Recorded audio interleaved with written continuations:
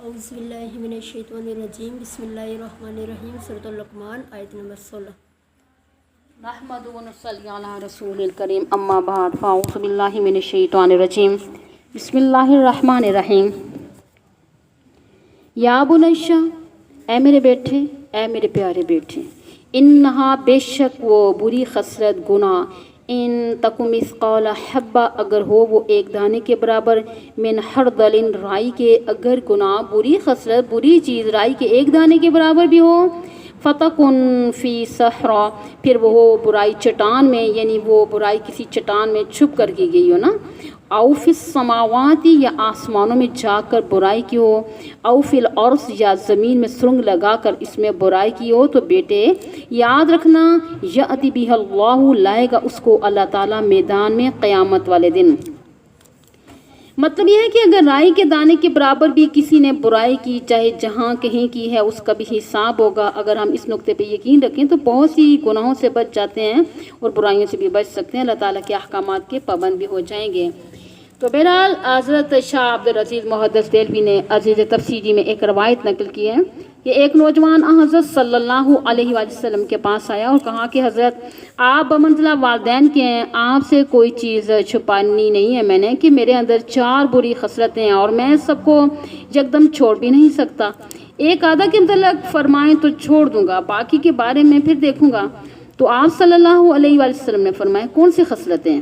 کہنے لگا ایک جھوٹ ہے، دوسری زنا ہے، اور تیسری کیا ہے؟ شراب نوشی ہے، چوتھی جوا کھیلنا ہے۔ تو حضرت صلی اللہ علیہ وآلہ وسلم نے فرمایا کہ وعدہ کرتے ہو کہ ایک کو چھوڑ دو گے؟ کہنے لگا ہاں۔ تو فرمایا جھوٹ کو چھوڑ دو۔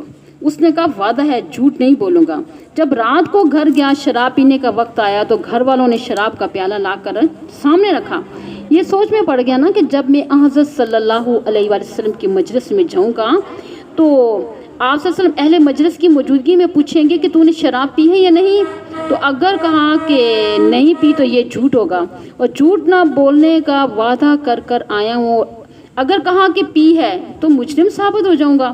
تو یہ سوچ کر گھر والوں سے کہا کہ پیالہ توڑ دو، آئندہ مجھے شراب نہ دینا۔ تھوڑی دیر کے بعد جواری ساتھی آگے یہ فکر میں پڑ گیا کہ حضرت صلی اللہ علیہ وآلہ وسلم نے پوچھا جوا کھیلا ہے تو جھوٹ تو بولنا نہیں ہے نا، اقرار کروں گا کہ بدنام ہو جاؤں گا۔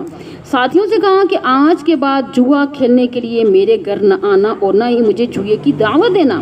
رات کا کچھ حصہ گزرنے کے بعد وہ عورت آئی جس کے ساتھ یعنی کہ بدماشی کرتا تھا، گناہ کرتا تھا، پھر وہی فکر دامن گیر ہوئی کہ اس عورت کو کہا کہ واپس چلی جا، آئندہ میرے گھر نہ آنا، جو ہو چکا سو ہو چکا، وہ اللہ تعالیٰ مجھے معاف کر دے گا، میں نے گناہ چھوڑ دیا۔ اور صبح ہوئی تو آپ صلی اللہ علیہ وسلم کی خدمت میں آ کر کہا کہ بھی ابھی آنت و امی، حضرت میرے ماں باپ آپ پر قربان ہو جائیں، آپ نے مجھ سے ایک چیز نہیں یعنی سب چیزیں چھڑا دی ہیں۔ ایک جھوٹ تھا جو تمام برائیوں کی جڑ ہے، تو آدمی میں اگر جواب دہی کی فکر پیدا ہو جائے تو گناہ چھوڑ دیتا ہے۔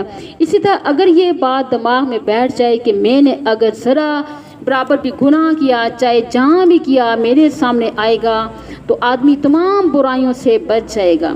حضرت شاہ عبدالعزیز صاحب رحمۃ اللہ علیہ فرماتے ہیں اگر کوئی شخص چٹان میں گناہ کرتا ہے جس کا نہ کوئی دروازہ ہے، نہ کھڑکی ہے، نہ روشن دان ہے، تو اس کو اللہ تعالیٰ ظاہر کر دے گا۔ تو اگر کوئی اس خیال سے گناہ کرتا ہے کہ میرا گناہ چھپا رہے گا تو وہ غلط ہی کر ہے۔ تو آج ظاہر نہ ہوا تو کل ظاہر ہو جائے گا، کل نہ ظاہر ہوا تو پرسوں ظاہر ہو جائے گا، ہفتے تک ہو جائے گا، مہینے تک ہو جائے گا۔ تو انسان جب یہ بات سمجھ لے گا، اس کو دماغ میں بٹھا لے گا گناہ ایک نہ ایک دن ظاہر ہوگا، پھر مجھے شرمندگی اٹھانی پڑے گی، تو وہ گناہ سے بچنے کی کوشش کرے گا۔ ٹھیک ہے، ان اللہ لطیف خبیر، بے شک اللہ تعالیٰ باریک بین ہے، خبردار ہے، وہ نیتوں اور ارادوں کو جاننے والا ہے، ظاہر اور باطن کو جاننے والا ہے۔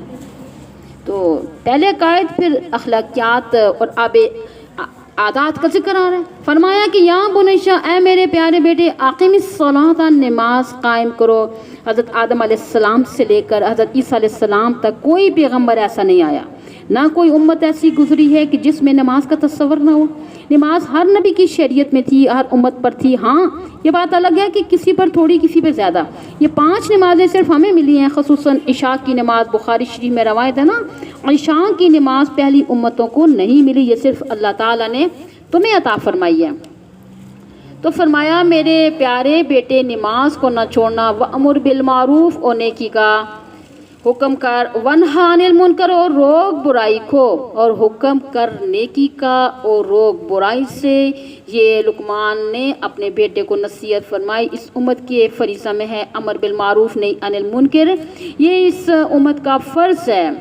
کنتم خیر امت اخرجت للناس تأمرون بالمعروف وتنہون عن المنکر، یہ تمام امتوں میں سب سے بہتر امت ہو، تمہیں پیدا کیا گیا لوگوں کے لیے، یعنی کہ تمہیں اپنے لیے نہیں پیدا کیا گیا تم سمجھو کہ ہمارا کاروبار چل رہا ہے، دکانیں چل رہی ہیں، کام خوب ہو رہا ہے، نہیں، بلکہ تمہیں لوگوں کے فائدے کے لیے پیدا کیا گیا، یعنی کہ لوگوں کا کیا کام کرو گے، نیکی کا حکم دینا ہے، برائی سے منع کرنا ہے، امر بالمعروف نہیں عن المنکر ہر امتی کا فریضہ ہے، یہ صرف مولویوں کی ذمہ داری تو نہیں ہے۔ حدیث پاک میں آتا ہے نا، بلغوا عنی ولو آیا، بخاری شریف کی روایت ہے کہ اگر تمہیں قرآن کریم کی ایک آیت بھی آتی ہے تو تمہارا فریضہ ہے کہ اس کو دوسروں تک پہنچاؤ، اپنی فکر کے ساتھ دوسروں کی بھی فکر کرو۔ لوگ دنیا کے پیچھے دیوانوں کی طرح پڑے ہوئے ہیں، تو فرمایا بیٹے کسی کی برائی کرتے دیکھو نا، اس کو منع کرو، وَاصْبِرْ عَلَىٰ مَا أَصَابَكَ اور صبر کر ان تکالیف پر جو تجھے پہنچے۔ رائے حق میں لوگ تمہیں تانا دیں گے، مارے پیٹیں گے، ذہنی تکلیف دیں گے، مگر صبر کا دامن نہیں چھوڑنا، واویلا نہیں کرنا، جزا و فضا بھی نہیں کرنا۔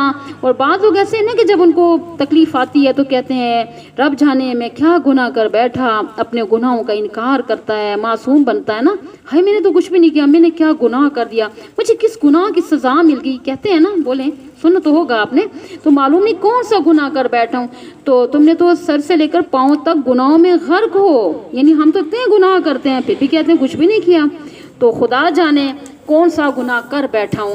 ہر وقت اپنے آپ کو گناہ گار سمجھنا چاہیے، اگر ہم اپنے گناہوں کا خیال کریں گے تو معلوم ہو کہ ہم کتنے گناہ گار ہیں۔ اگر کوئی گناہ نہ بھی ہو تو اللہ تعالیٰ کی یاد سے غفلت یہ کم گناہ ہے، ٹھیک ہے، اگر حساب کرو نا تو اللہ تعالیٰ پر کوئی اعتراض نہیں ہوگا۔ تو امر بالمعروف نہیں عن المنکر کے نتیجے میں تکلیفیں آئیں تو بس صبر کرو، ویسے کوئی تکلیف آئے، مالی ہے، جانی ہے، بیماری وغیرہ، تو پھر صبر سے کام لو، علاج وغیرہ بھی کراؤ۔ علاج کرانا تو سنت ہے نا، علاج کرانا سنت یہ ہے کہ شفا دینا اللہ تعالیٰ نے، یعنی کہ یہ ذہن میں رکھنا ہے۔ تو حضرت صلی اللہ علیہ وسلم کا حکم ہے نا کہ علیکم یا عباد اللہ، کہ اللہ کے بندو تم پر لازم ہے جب تم بیمار ہو جاؤ تو علاج کراؤ۔ ایک آدمی آپ صلی اللہ علیہ وسلم کے پاس آ کر کہا نا کہ حضرت دم کریں، تو آپ صلی اللہ علیہ وسلم نے خیال فرمایا اگر اس کو میں دم ہی کر دیا تو یہ سمجھے گا صرف دم ہی سبب شفا ہے، تو آپ صلی اللہ علیہ وسلم نے دم کرنے کے ساتھ فرمایا فلاں حکیم سے جا کر دوا بھی لو تاکہ اس کا ذہن بن جائے کہ علاج کرانا بھی سنت ہے۔ دوا ظاہری سبب ہے اور دعا روحانی سبب ہے، تو اثر دونوں میں اللہ تعالیٰ نے ڈالنا ہے نا۔ کوئی یہ سمجھے کہ میرے دم میں اثر ہے، حاشا وکلا، یا کوئی کہے کہ میری دوا میں اثر ہے، حاشا وکلا، اثر رب تعالیٰ نے ڈالنا ہے، اس کی مرضی ہوگی تو اثر ہوگا، نہ ہوگا تو پھر نہیں ہوگا۔ سنت سمجھ کر علاج کراؤ گے، جو پیسہ خرچ کرے گا اس کا ثواب ملے گا، شفا ہو یا نہ ہو۔ اگر حضرت صلی اللہ علیہ وسلم کے حکم کی تعمیل میں علاج نہ کیا نا تو اجر نہیں ملے گا۔ بہرحال یاد رکھیے جو تکلیف آئیں ان پہ صبر کرنا چاہیے اور اس کے ازالے کی شریعت کی روشنی میں کوشش کرنی چاہیے۔ حدیث شریف میں آتا ہے اذا اراد اللہ بعبد خیرا یصیب منہ، جب اللہ تعالیٰ اپنے کسی بندے کے ساتھ یعنی کہ بھلائی کا ارادہ کرتا ہے تو اس کو کسی نہ کسی تکلیف میں مبتلا کر دیتا ہے۔ اگر کسی مسلمان کو کوئی ذہنی، روحانی، جسمانی یا خانگی پریشانی آ جائے یا اللہ تعالیٰ کسی مصیبت میں ڈال دے اور وہ اس تکلیف سے صبر کرے تو وہ تکلیف جو ہے نا اللہ تعالیٰ کے ہاں اس کے گناہوں کا کفارہ بن جاتی ہے اور اس کی نیکی بن جاتی ہے۔ ان ذالک من عزم الامور، بے شک یہ صبر کرنا پختہ باتوں میں سے ہے، ہر آدمی کا کام نہیں ہے۔ اور بیٹے ولا تسعر خدک للناس، اور نہ پھلاؤ اپنے گال لوگوں کے سامنے۔ گال پھلانے کا مطلب ہے نا کہ تم کسی پہ غصے کی وجہ سے منہ میں ہوا بھر کر گال پھیلاؤ نا، آپے سے باہر ہو جاؤ، ایسا نہ کرو، یہ تکبر کی علامت ہے، بلکہ خندہ پشانی سے دوسروں کی بات سنو، اس کا جواب دو۔ حدیث پاک میں آتا ہے جس کے دل میں رائی کے دانے کے برابر بھی تکبر ہوگا وہ جنت میں نہیں جائے گا۔ تکبر کسے کہتے ہیں بتایا تھا نا، لوگوں کو حقیقت سمجھنا، حمد الناس وباطر الحق، حق بات کو ٹھکرا دینا۔ مثلا یہ کہے نا کہ چھوڑو اس کو، وہ کالے کو، اس بونے کو، اس کم برادری والے کو، کمی کو، اسے تعلق رکھتا ہے، اس کی کیا حیثیت ہے، یہ نسبتیں ہیں۔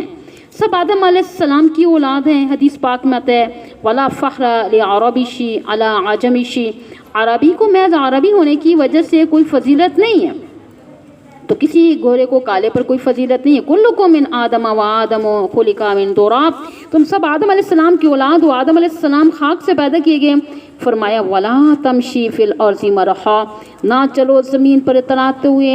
इन्नल्लाह ला युहिब्बु कुल्ला मुख्तालिन फ़खूर, बेशक अल्लाह ताला नहीं पसंद करता किसी भी अतराने वाले शेखी मारने वाले को। और नसीहत वक्सिद फ़ी मशिक, और मैना रबी अख्तियार कर अपनी चाल में, जब चलो तो मैना रबी अख्तियार करो, ना पागलों की तरह भागो लोग कहें कि उसको क्या हो गया है, और ना बीमारों की तरह पाँव घसीट कर चलो, दरमियानी चाल चलो। हम कहते हैं ना फलां कैसे चलता है, कहते हैं ना किसी को देखिए ऐसे ना चलो कि बीमार लगो, बहुत अच्छे तरीके से चलो। कैसी यानी कि नसीहतें फरमाई अपने बेटे को, ऐ बेटे वग़ज़ुज़ मिन सौतिक, पस्त रखो अपनी आवाज़ को इतनी कि लोग समझ लें। फ़ुक़हा कराम फरमाते हैं ना, अगर इमाम के पीछे मुक़्तदी थोड़े हैं और उसने ज़्यादा बुलंद आवाज़ से किरात की तो फ़क़त असा, उससे बुरा काम किया। मगर आज तो मुसीबत है कि चाहे सामने एक आदमी भी मस्जिद में ना हो तो उसने स्पीकर पे सारे शहर को जगाया होता है। तो बहरहाल तफसीर मसरी वगैरह में था ना कि एक आदमी भी मस्जिद में हो तो ऊंची आवाज़ से कुरान पढ़ना जायज़ नहीं है, उसकी नमाज में खलल आएगा। आज तो लोगों ने दूसरों को बेदार करना ही इबादत समझा हुआ है, यानी कि किसी की नमाज हो या ना हो, कोई आराम कर रहा है या नहीं, कोई बीमार है, कोई मुताला कर रहा है, उसको किसी की कोई परवाह नहीं होती। यानी क़यामत की निशानियों में है रफ़उल अस्वात, आवाज़ों का बुलंद होना, ख़ुसूसन मस्जिदों में लोगों को चैन नहीं लेने देंगे। तो फरमाया बेटे अपनी आवाज़ को पस्त रखो, इसलिए ऊंची आवाज़ अगर कोई फजीलत की बात होती तो गधा बड़ा फाजिल होता ना। हालांकि इन अनकरल अस्वात लसौतुल हमीद, बेशक सब आवाज़ों में बुरी आवाज़ गधे की आवाज़ है। ऐसी आवाज़ से बात करो जो लोगों के कानों तक पहुंच जाए, वैसे लोगों के कान न खाओ। 5-10 आदमी हैं, तुमने सारी बस्ती को बेदार किया हुआ है, कैसी अहम नसीहतें हैं। अल्लाह ताला इन पर अमल करने की तौफीक अता फरमा दे।